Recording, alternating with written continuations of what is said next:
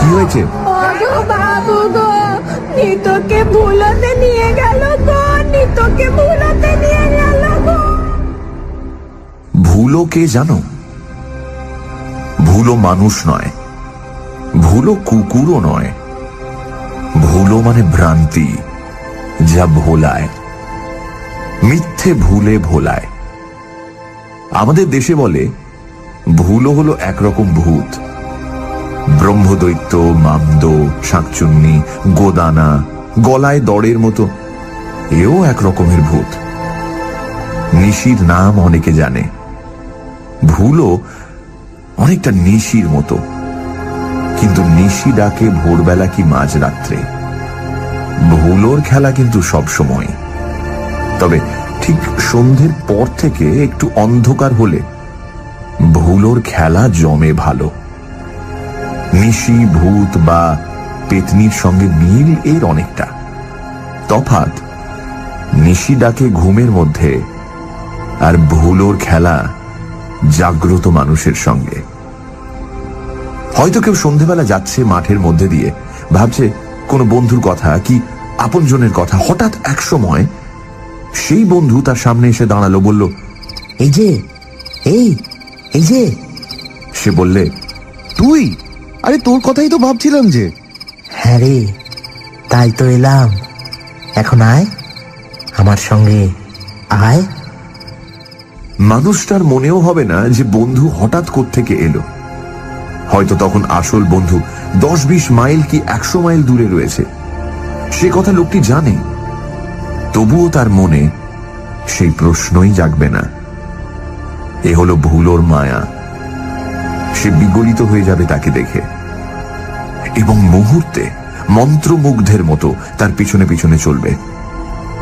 ভুলো চলবে পথ ছেড়ে, অপথে বিপথে, খানাখন্দ কাঁটা খোঁচা ভরা জায়গার উপর দিয়ে।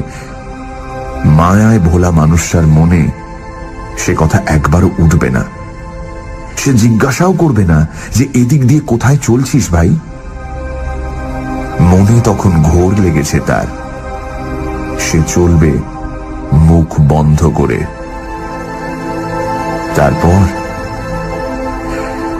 তারপর মানুষটার দেহ হয়তো পাওয়া যাবে কোনো খানাখন্দের মধ্যে, নয়তো কোনো নদীর দহে, নয়তো কোনো উঁচু জায়গার নিচে একটা পাথরে মাথা ছিঁচে পড়ে থাকবে। লোকটা ভুলো ভূতের সঙ্গী হয়ে গেল এরপর থেকে। তার বাসা হলো যে জায়গায় সে মরেছে সেই জায়গায়, আর ভুলো ফিরে গেল আপন জায়গায়। রাতে দুজনে মাঠের মধ্যে খুঁজে বেড়াতে লাগলো আর কাকে সঙ্গী করা যায়। আর না হয় রাতে মাঠের মধ্যে নাচতে গাইতে লাগলো। হায় কি মজা, হায় রে ভুলের খেলা, মজার খেলা খেলবি যদি আয় রে, ফুসমন্তর ভুল ভুলিয়া যাবিরে সব দুঃখ ভুলিয়া। এমনই ধরনের গান। গানটা অবশ্য আমি আন্দাজ করে লিখলাম, কারণ কি গান যে তারা গায় সেটা তো আমি কানে শুনিনি। তবে হ্যাঁ, ভুলো ভূতে লোককে ভুলিয়ে নিয়ে যাচ্ছে এ আমি দেখেছি। আরে বাপ, সে কি কাণ্ড! ভুলোয় ভুলিয়ে নিয়ে যাচ্ছে। 100 লোক ভুলো লাগা লোকটাকে ধরবার জন্য ছুটেছে, কিন্তু তাকে কিছুতে ধরতে পারছে না। ভুলো দেখছে লোকে দেখেছে তার কাণ্ড, ছুটে আসছে ওকে ধরে জোর করে আটকাবার জন্য। লোকটা সোজা ছুটলে ধরে ফেলবে, সুতরাং ভুলো ভূত তখন এঁকে বেঁকে ছুটতে লাগলো। সোজা চলছে, হঠাৎ ডাইনে বেঁকলো, তারপর আবার বাঁয়ে, তারপর আবার বাঁয়ে, তারপর বাঁয়ে, কখনো বা একেবারে উল্টো মুখে। আর তার পেছনে ভুলো লাগা মানুষটা ঠিক সেই পথে তেমনি করে এঁকে বেঁকে ছুটতে লাগলো। ফলে যারা পেছন থেকে ধরতে আসছে তারা কিছুতেই তাকে ধরতে পারছে না। অবশেষে ভুলো ভূত একটা গাছে মিলিয়ে গেল, কি সামনে নদী পড়ল, তার মধ্যে ডুবলো। পিছনের ভুলো লাগা লোকটাও গাছে ধাক্কা খেয়ে মরল, নয়তো নদীতেই ভুলোর সঙ্গে ডুবলো। কখনো কখনো লোকে ধরে ফেলে, কিন্তু তাতেও বিপদ। লোকটা তো ততক্ষণ সব ভুলে গেছে। মা বাপ স্ত্রী সব ফ্যাল করে তাকিয়ে থাকে। এটা আমি চোখে দেখেছি, তারই কথা বলছি তোমাদের। একেবারে হুবহু সত্য, আগাগোড়া, বানানো নয়।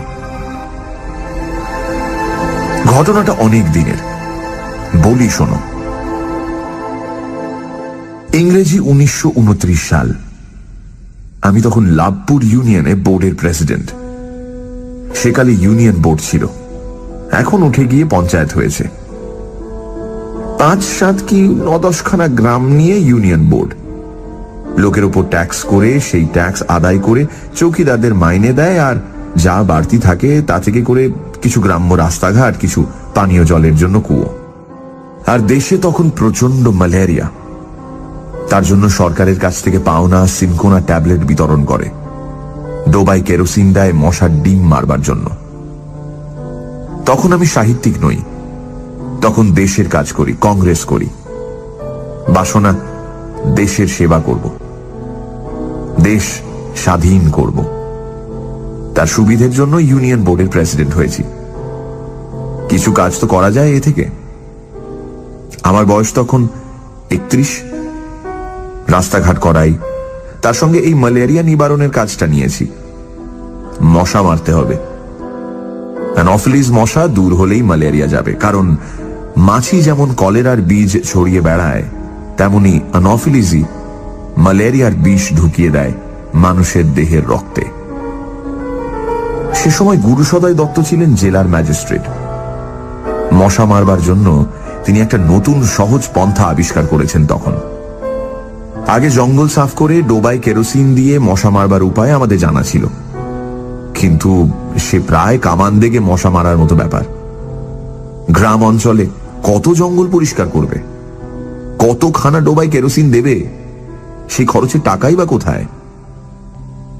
দত্ত সাহেব পথ বের করেছেন, সহজ পথ। কামান না, বন্দুক না, লাঠি না, মশাও তোমাকে মারতে হবে না। তুমি টোপা, ডুরুলি বা পানা নির্মূল করে ফেলো, তাহলে অ্যানোফিলিস ঝাঁক বন্দি থাকলেও ওদের কামড়ে ম্যালেরিয়া হবে না। ওই টোপা পানার রস খেয়েই অ্যানোফিলিস মশার ভিতর ম্যালেরিয়া জন্মায়। তখন সে কাউকে কামড়ালে তার ম্যালেরিয়া হয়। দত্ত সাহেব নিজে উৎসাহী হয়ে দল বল জুটিয়ে পুকুরে ডোবায় নেমে টোপা পানা পরিষ্কার করে দৃষ্টান্ত স্থাপন করে কাজ শুরু করেছিলেন। টোপা পানা তুলে তার চারপাশে খড়কুটো দিয়ে আগুন লাগিয়ে পুড়িয়ে দিতেন। প্রথম এক দফা অনেক লোক লাগিয়ে গ্রামের যেসব পুকুরে টোপা পানা ছিল তা সব তুলে দিয়ে পুড়িয়ে ব্যবস্থা করা হলো যে নিয়মিতভাবে 2 জন করে লোক কাজ করবে প্রতি গ্রামে, যাদের কাজ হবে পুকুরগুলো ঘুরে ঘুরে দেখা, আর একটা দুটো যেমন দেখা যাবে অমনি তুলে ফেলা।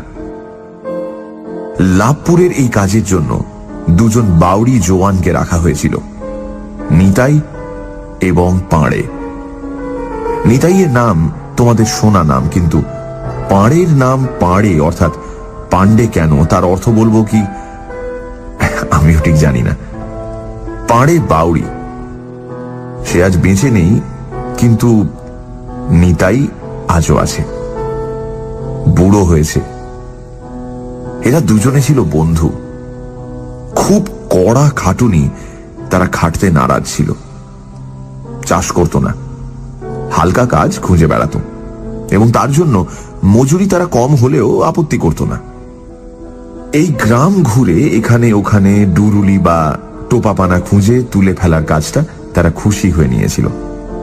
সকালে উঠে তামাক টামাক খেয়ে দুজনে বের হতো, বিড়ি টানত এবং ডুরুলি দেখলে তুলে ফেলে গাছতলায় জিরিয়ে নিত, গান গাইত।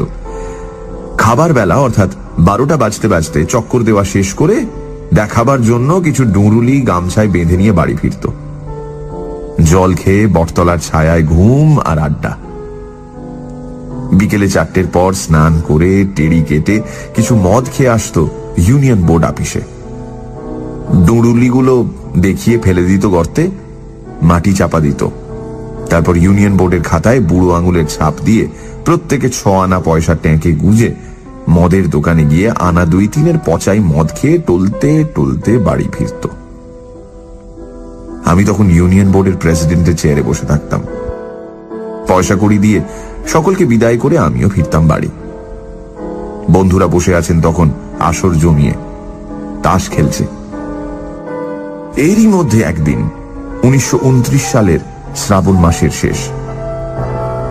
তার আগে একটা কথা বলা দরকার, সেটা হলো এই যে বাংলাদেশে 1929 সালে খুব ভালো বর্ষা হয়েছিল। শ্রাবণের 3য় সপ্তাহ আসতে আসতে শেষ হয়ে যায়। মাঠ সবুজ ধানে ভরে ওঠে। আষাঢ়ে পোঁতা জমিতে ধান বেশ বড় হয়েছে, তা প্রায় উঁচুতে হাঁটুর সমান এবং ঝাড়ে গোছেও বেশ মোটা। পুকুর, ডোবা, নালা, নদী জলে টইটুম্বুর। আমাদের গ্রামের গায়ে দক্ষিণে, পূর্বে, পশ্চিমে লম্বা রেল লাইন। তার দক্ষিণে মাইলখানেক বিস্তৃত ধানের ক্ষেতের উপর কুয়ে নদী। কুয়ে তখন কানায় কানায় ভর্তি। সেদিন বিকেলে 4:30 সময় বোর্ডে গেলাম। দেখলাম নিতো বা নিতাই এসে বসে আছে, পাড়ে আসেনি। নিতোকে বলেছে, তুই চল এগিয়ে, আমি যাচ্ছি। তুই কিন্তু আগে ভাগে নিয়ে যেন চলে আসিস নে। দুজনে পয়সা নিয়ে ঢুকু ঢুকু দোকানে ফিরবো। 4:30 থেকে 5টা, 5টা থেকে 6টা পর্যন্ত আমরা, অর্থাৎ সেক্রেটারি এবং আমি, বোর্ডের কাজকর্ম সারলাম। অপেক্ষা কেবল পাড়ের। সে এলে নিতোর এবং তার টিপ নিয়ে পয়সা দিয়ে বাড়ি ফিরব। 6টার সময় বললাম, কই রে, পাড়ে এলো কই? নিতো মদ খানিকটা খেয়েছিল। তার ঝোঁকে এবং চুপচাপ বসে থাকায় ঝিমুনিতে সে মধ্যে মধ্যে ঢুল ছিল। আমার কথায় সজাগ হয়ে উঠে চোখ কচলে বলল, তাই তো মশাই, কই এলো? সে নিশ্চয়ই আসবে বলেছে। খুব চিন্তিত হয়ে পড়ল সে। কিন্তু আমরা বসে থাকি কতক্ষণ? সন্ধে হয়ে আসছে। সেক্রেটারি বাড়ি যাবার জন্য উসকুস করছে, আমার মনও টানছে তাসের আড্ডায়। তবু আরো মিনিট 10 বসে থেকে বললাম, তাহলে টিপ ছাপ দিয়ে তোর পয়সাটা নিয়ে যা, পানের পয়সা বাকি রইল, কাল নেবে। তাই নিয়েই সে যেন চিন্তিত মনে উঠে গেল। বিড় বিড় করতে করতে গেল, শালার কাজ দেখো দেখি, শালা বদমাস কোথাকার। কথাটা আমার কানে এলো। আমরা বোর্ড থেকে বেরিয়ে এলাম। দেখলাম নিতো পশ্চিম মুখে চলেছে, যাবার কথা তার পূব মুখে। বুঝলাম পশ্চিম মুখে একটু এগিয়ে গিয়ে সে রেল লাইন ধরবে, পূব মুখে ফিরে সোজা এসে উঠবে তাদের পাড়ায়। তাদের পাড়াটা আমার বাড়ির দক্ষিণ পূর্বে, একেবারে লাগোয়া, স্টেশনের গায়ে। বাড়ি ফিরলাম তখন অন্ধকার হয়েছে। আমার বৈঠকখানায় তখন আলো জেলে তাসুড়ে বন্ধুরা বসে গেছেন। আমিও পাশে বসলাম। কিছুক্ষণের মধ্যেই 3 হার্টস, 3 নো ট্রামসের ডাকের নেশা জমে উঠল। হঠাৎ নেশাটা যেন একটা ঠক্কর খেয়ে ভেঙে গেল। ঠিক দক্ষিণ দিকে একটা গোলমাল উঠল। গোলমাল? কিসের গোলমাল? বৈশাখ জ্যৈষ্ঠে আগুনের ভয় থাকে, কিন্তু এটা তো বর্ষাকাল এবং সেবারকার মতো ভরা ভর্তি জমজমাট বর্ষাকাল। আগুন লাগার তো কথা নয়। কান লাগিয়ে শুনলাম বহু লোকের একটা আক্ষেপ এবং শঙ্কাপূর্ণ একটা গ্যালোরি গ্যালোরি গ্যালোরি গ্যালোরি শব্দ। ঠাউর করতে পারলাম না কি গেল বা যাচ্ছে, যেন টেনে ছিঁড়ে কিছু চলে যাচ্ছে বা কেউ ছিনিয়ে নিয়ে যাচ্ছে। কোলাহলটা কাছে, ওই রেল লাইনের ধারে। আমার বৈঠকখানা থেকে ধীরে সুস্থে 5-6 মিনিটের পথ। দৌড়ে গেলে 3-4 মিনিট লাগে। আমরা কেউ বসে থাকতে পারলাম না ওই গেল গেল শব্দ শুনে। সকলে ছুটেই বেরিয়ে এলাম এবং মিনিট 2-এর মধ্যে গ্রাম প্রান্তে এসে নজরে পড়ল রেল লাইনের উপর অনেক লোক। তারা দাঁড়িয়ে ওই গ্যালোরি গ্যালোরি বলে একরকম হাহাকারি করছে।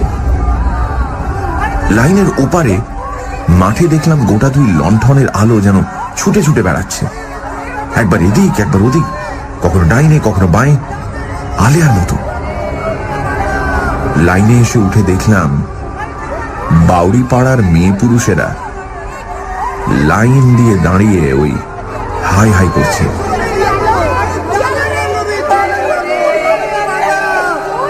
কি হয়েছে? ও গো বাবু গো, নিতকে ভুলাতে নিয়ে গেল গো, নিতকে ভুলাতে নিয়ে গেল। ভুলোতে নিয়ে গেল? কথাটা চট করে বুঝতে পারিনি। বললাম, নিতকে ভুলোই নিয়ে গেল মানে? সে বলল, হ্যাঁ বাবু, ওই দেখো মাঠে মাঠে ছুটছে গো, আচ্ছা যাচ্ছে, দাঁড়া রে দাঁড়া রে, পারে রে দাঁড়া রে। বিরক্ত হয়ে বললাম, মানে কি? ও গো ভোলাভূত, পাড়ে এসে ওই দেখো মাঠে মাঠে ওকে ছুটিয়ে নিয়ে চলেছে, কেউ ধরতে পারছে না, নিয়ে গিয়ে নদীতে ডুবিয়ে মারবে গো। পাড়ে কোথায়? পাড়ে কোথায়? সে ওই দেখো ওইখানে রয়েছে গো, ভয় ডরে শিও কাঁপছে, নিত মরে সে ওকে লেবে গো, যাস নে মা, যাস নে। অর্ধেক বুঝলাম অর্ধেক বুঝলাম না, তবু মাঠে নেমে পড়লাম। আমার সঙ্গে জন দুই সঙ্গী সামনে ওই বিস্তীর্ণ 1 মাইল স্কোয়ার জলে টইটম্বুর ধান ভরা ক্ষেতের মধ্যে। প্রায় 200 গজ দূরে তখন আলোগুলো ইতস্তত ছুটোছুটি করছে, এদিক ওদিক সেদিক, কখনো সোজা কখনো ডাইনে কখনো বাঁয়ে। জল আর ধান ভর্তি জমির আলের ওপর দিয়ে আলো হাতে যেতে গেলে এমনি হবে, আর এতক্ষণ অন্ধকারে থেকে অন্ধকার অভ্যস্ত চোখে দেখলাম কালো কালো মানুষ অন্তত 30-35 জন কৃষ্ণপক্ষের রাতের অন্ধকারে প্রেতজনির মতো ছুটোছুটি করছে। এবং তার খানিকটা আগে চিৎকার হচ্ছে তারুস্বরে, আর্ত কণ্ঠে, ব্যাকুল হয়ে, কেউ প্রাণ ফাটিয়ে ডাকছে,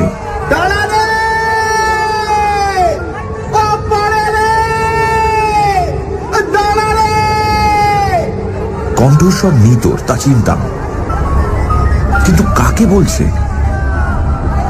পাড়ে স্টেশনে দাঁড়িয়ে কাঁপছে ভয়ে, কিন্তু নেতো যাকে ডাকছে সে যে তার সামনে, তাতে তো কোনো সন্দেহ নেই।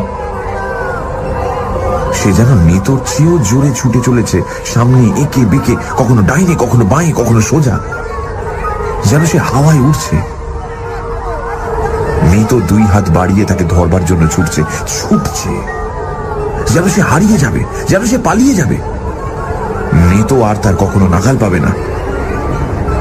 পেছনের লোকেরা বহু জনে একসঙ্গে ডাকছে, কিন্তু নেতো কালা হয়ে গেছে, সে শুনতে পাচ্ছে না। অথচ তার ভ্রুক্ষেপ নেই, সে যেন সমস্ত পেছনটা চিরদিনের মতো ফেলে চলে যাচ্ছে।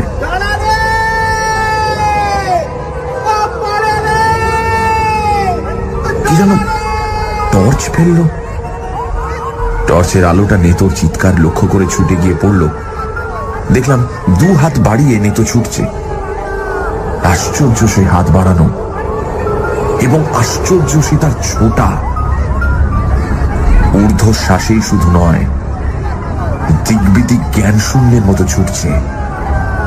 জল এবং ধান ভরা মাঠ ভেঙে ছুটছে, কখনো বাঁয়ে কখনো ডাইনে কখনো সোজা, কখনো কখনো পড়ছে, কিন্তু তৎক্ষণাৎ উঠে আবার সঙ্গে সঙ্গে ছুটছে, একবারও দাঁড়ায় না। আরো আশ্চর্য এই যে পেছনের অনুসরণকারীরা যখন কাছে এসে পড়ছে, তখন হঠাৎ আরেক দিকে বেঁকে সে ছুটে যাচ্ছে মাঠের মধ্যে দিয়ে, জল ভেঙে কাদা ভেঙে। অনুসরণকারীরাও প্রাণপণে ছুটছে, কিন্তু জলে ধানের মধ্যে নামতে পারছে না তারা আলে আলে ছুটছে। ঘুর হচ্ছে। ততক্ষণে নেতো আরো এগিয়ে যাচ্ছে, পেছনের আলোর ছটার প্রতিও তার দৃষ্টি ফিরছে না। মানুষটা যেন উন্মাদ, মানুষটা যেন দানবের মতো শক্তিশালী হয়ে উঠেছে, প্রাণের ব্যাকুলতায়, ব্যগ্রতায়।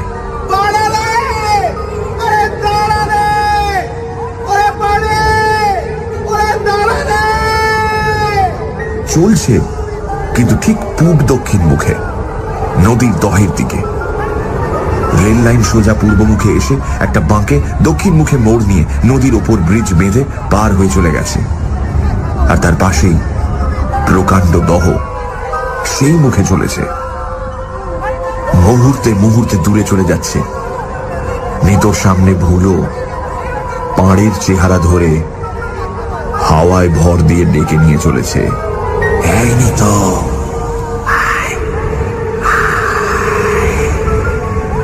আমরা কেউ দেখতে পাই বা না পাই, নিতো তাকে দেখছে। ওই চলছে নিতো, ওই ওই ওই তো। আলোগুলো কাছে গেল, এইবার ওকে ধরবে। কিন্তু মুহূর্তে নিতোর কণ্ঠ উল্টোমুখী হয়ে ছুটে চলল। যা, আলো অনেক পেছনে পড়ে গেল দেখতে দেখতে। নিতো ছুটেছে পুলের দিকে। পুলের ওপাশে দহ, আর পুলের মুখটা বড় বড় পাথর দিয়ে ঢেকে তারের জাল দিয়ে বেঁধে অন্তত দোতলা বাড়ির সমান উঁচু, এবং লাইনের মুখটা লোহার স্পাইক দিয়ে বাঁধা। যেন কেউ লাইন ধরে ব্রিজের উপর দিয়ে নদী পার না হতে পারে। দহে পড়লেও মরবে নিতো ডুবে। পুলে উঠলে হয় জালে পা বেঁধে পাথরে আছাড় খেয়ে পড়ে মরবে, নয় ওপরে উঠে ওই স্পাইকে গেঁথে যাবে।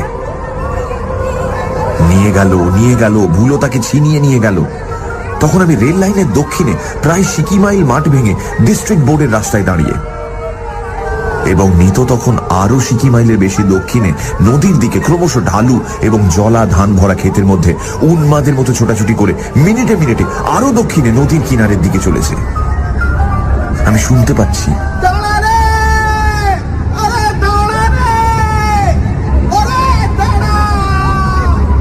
ক্রমশ কণ্ঠস্বর দূরবর্তী হচ্ছে।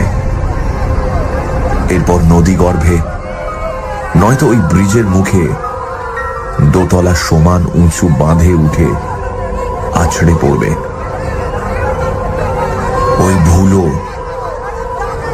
সে তাকে নৃশংসভাবে ডুবিয়ে অথবা পাথরে আছড়ে মেরে নিঃশব্দে হাসবে।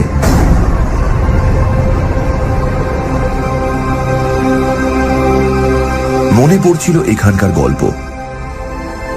চলিত গল্প এই যে, বহুকাল আগে এই মাঠে একজন পাষণ্ড বন্ধুর ছদ্মবেশে একজনকে ভুলিয়ে নিয়ে এসে মাঠের মধ্যে হত্যা করেছিল।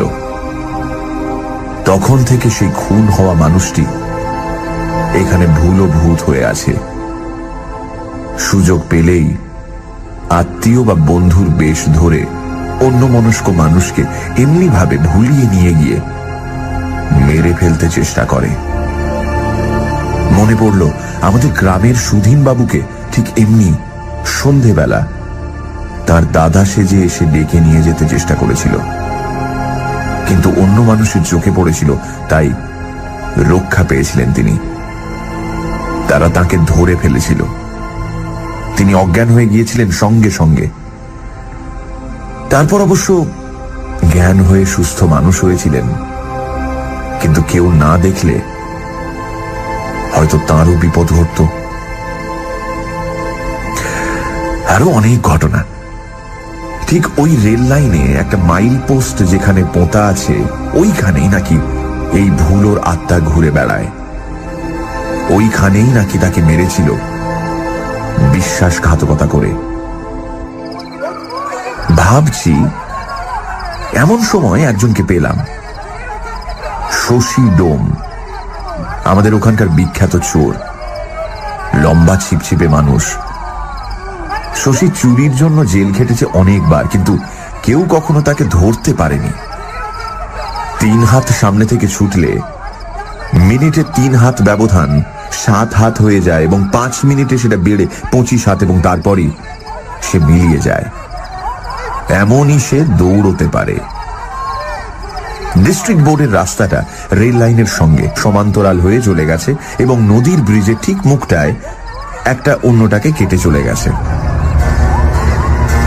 মনে হলো শশী যদি সেই দৌড়ে যায়, তাহলে নিতোর আগেই হয়তো ব্রিজের মুখটা আগলাতে পারে। নিতোকে যদি ভুলো নদীতে গিয়ে ফেলে তবে হাত নেই, কিন্তু যদি ব্রিজের বাঁধে তুলে পাথরে আছড়াতে চায় তবে হয়তো শশী তাকে রক্ষা করতে পারবে। নিতকে ধরে ফেলতে পারবে। শশীকে বললাম, শশী, একবার চেষ্টা করতে পারিস, তুই একবার সেই দৌড় দে না বাবা, গিয়ে দাঁড়া ওই ব্রিজের উপর। শশী বলল, যদি নদীতে যায়? বললাম, তাহলে লাভ নেই, তবু দেখ। শশী ছুটল এবং শ্রাবণ মাসের মেঘাচ্ছন্ন কৃষ্ণপক্ষের রাতে মিনিট 2-3 মধ্যে মিলিয়ে গেল। ছুটবার সময় শশীর হাঁটুতে মটমট শব্দ হতো, সে শব্দটাও শুনতে পেলাম না। পেছনে পেছনে আমি এবং আরো 2-3 জন ছুটলাম। তখন আমার ফুটবল খেলার অভ্যেস ছিল, দৌড়তে আমিও পারতাম। বয়সও তখন ওই 30-31। ওদিকে মাঠের মধ্যে শ্রাবণের অন্ধকার রাতে কয়েকটা আলো ছোটাছুটি করছে, দিশে হারার মতো ছুটছে।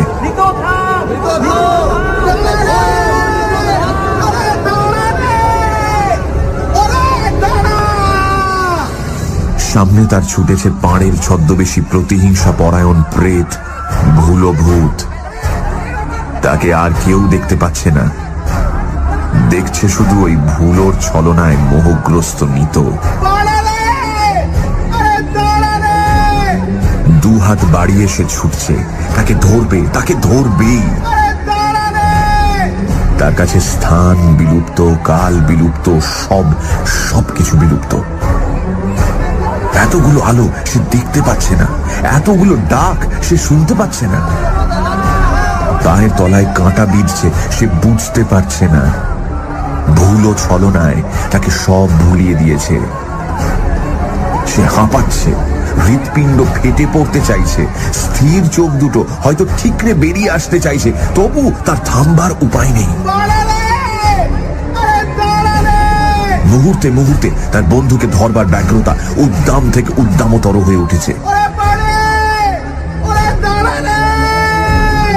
মুহূর্তে মুহূর্তে তার বন্ধুকে ধরবার ব্যগ্রতা উদ্দাম থেকে উদ্দামতর হয়ে উঠছে। পরম বন্ধুর ছদ্মবেশী প্রেত নিঃশব্দ হাসি হেসে বলছে,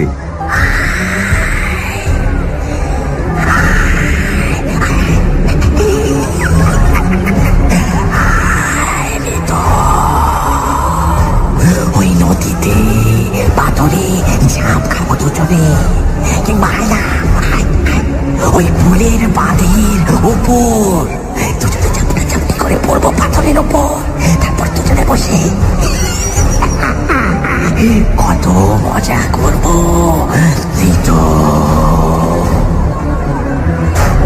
ছুটছিলাম আর ভাবছিলাম। পাকা রাস্তাটা রেল লাইনের সঙ্গে সঙ্গে পশ্চিম দিকে বেঁকলো, পূর্ব মুখ থেকে দক্ষিণ মুখে। সামনে 150 গজ দূরে লাইন আর রাস্তা একসঙ্গে মিশেছে। এরপর রাস্তাটা চলে গেছে রেল লাইন ক্রস করে পূর্ব দিকে। যদি ওইখানে শশী গিয়ে। ভাবনাটা সম্পূর্ণ হলো না। অন্ধকার চিরে শশীর ডাক শুনলাম, ধরেছে, শশী ধরেছে। আমরা আরো জোরে ছুটলাম, গিয়ে দেখলাম মানুষের কাছে ভুলো হয় হেরেছে, নয় নিতকে নিয়ে খানিকটা নিষ্ঠুর আমোদ করে বা এতগুলো মানুষের ব্যগ্রতা দেখে নদীতে না ডুবিয়ে ওই পুলের বাঁধের ওপর তুলে শশীর হাতে তাকে ছেড়ে দিয়ে চলে গেছে। আমরা যেতে যেতে যে আলোগুলো নিতর পেছনে এতক্ষণ ব্যর্থ ছোটাছুটি করেছে তারা এসে গেল, স্থির হয়ে এক জায়গায় দাঁড়ালো। আমরা পৌঁছে দেখলাম শশী নিতকে ধরেছে। 10-12টা আলো চারদিকে তাকে ঘিরে রয়েছে, সর্বাঙ্গ জল কাদায় ভরা, তার সঙ্গে রক্তের চিহ্ন। নিত বসে আছে পাথরের মূর্তির মতো, তার চোখ দুটো স্থির, জবা ফুলের মতো রাঙা, হাঁপড়ের মতো হাঁপাচ্ছে, দৃষ্টি বিহল এবং নির্বাক, বোবা। লোকে ডাকছে, নিত, নিত ওঠ, কি হলো নিত? সে বোবা, প্যাল করে তাকাচ্ছে। দেখতে দেখতে এলো তার বাবা, তার দাদা, তার মা, স্ত্রী। তারা ডাকলো, নিত, কি হলো তোর? বাবা ওঠ, ওঠ, ওঠ, ওঠ, নিত, বাবা, হ্যাঁ, কি হয়েছে? বল, বল, ওঠ, আমার কি হলো গো? কিন্তু নিত বোবা, নিত কালা। সে বসে আছে সেই প্যাল করে তাকিয়ে, কাউকে সে চিনতে পারছে না। এবার এলো সত্যিকারের পাড়ে। নিত, নিতো রে, নিতো। নিতু তাকেও চিনল না।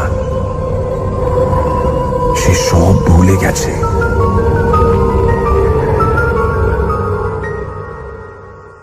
নিতোর জ্ঞান চেতনা ফিরল অদ্ভুত ভাবে। তাকে ধরে নিয়ে আসা হলো বাড়িতে।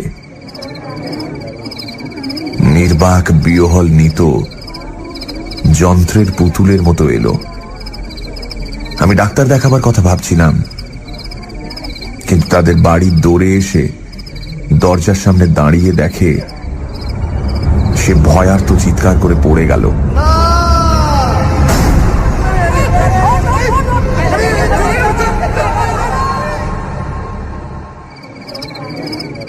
কিছুক্ষণ পর চোখে মুখে জল ছিটিয়ে তার জ্ঞান ফিরল। তার মা ডাকল, নিতো, বাবা নিতো। এবার নিতো সাড়া দিল। হ্যাঁ, পাড়ে পাড়ে কোথায়? পাড়ের সামনে এসে বলল, এই যে, আমি তো ঘরেই রয়েছি রে, তুই অমন করে ছুটছিলি কেন? কিছুক্ষণ তার দিকে তাকিয়ে দেখে বলে, তাহলে সে কে? অবিকল তোর মতো? বলেই শিউরে উঠে চোখ বুঝল। অনেকক্ষণ পর বলল, বাবুর কাছে পয়সা নিয়ে আমি গেলাম পানু সরিষের বাড়ি। মনে করলাম তুই সেখানে গিয়ে জমে গিয়েছিস। তা দেখলাম সেখানে তুই যাস নাই। তখন 2 ঢোক মদ খেয়ে রেল লাইন ধরে আসছি। মুখ আধার হয়েছে, তোর কথাই ভাবছি। এমন সময় ওই মাইলের কাছে পাথরের ওপরে দেখলাম তুই বসে রয়েছিস। আমি বললাম, পারে? তা সে ঠিক তুই। সে এসে আমাকে বললে, শালা মজার, ভারী মজা, আয়। বললাম, কোথায়? সে আমাকে লাথি মেরে বলল, আয় কেন শালা, ভারী মজা হবে। বলে লাইন থেকে ঝাঁপিয়ে নেমে ছুটতে লাগলো। আমি বললাম, দাঁড়া দাঁড়া। তা সে হি করে হেসে বলে, আয় শালা আয়। কি ছুটলো, আমিও ছুটলাম। দাঁড়া রে, দাঁড়া রে। থামলো এবার নিতো। বলল, গ্লাস জল খাবো। তার মা বলল, বাবা ভুল হতে ধরেছিল বাবা, খুব বেঁচেছিস রে, খুব বেঁচেছিস। ওই নিমচের জলের ভুলও রে। নিতো শিউরে উঠল। পণ্ডিতেরা শুনে বলেন, ভুলও তো ভূত নয়, প্রেতও নয়, ভুলও ভুল। নিতোরই মনের ভুল। মদের নেশার মধ্যে শুধু পাড়ের কথা ভাবতে ভাবতে আসছিল। তার মন থেকে বেরিয়ে এসেছিল পাড়ের একটা কল্পনায় গড়া ছবি। সে যত তাকে ধরবার জন্য ছুটেছে, ছবিটা তত ছুটেছে। ক্রমে উন্মত্তের মতো নিতো ছুটেছে, ভুলে গেছে সবকিছু। আমিও ভেবেছি, যুক্তি তাই বলে। মনের কল্পনা, যা একাগ্র মনে ভাবে মানুষ, তা ঘুমের ঘোরে, নেশার ঘোরে, এমনকি চিন্তা যদি খুব গভীর হয়, তবে এইভাবেই মানুষ ভুল দেখে, ভুল শোনে। এ ভুল মনই করায়। তোমরা জানো, বাহ্য জ্ঞান হারিয়ে এইভাবে পথ হেঁটো না একলা অন্ধকারে।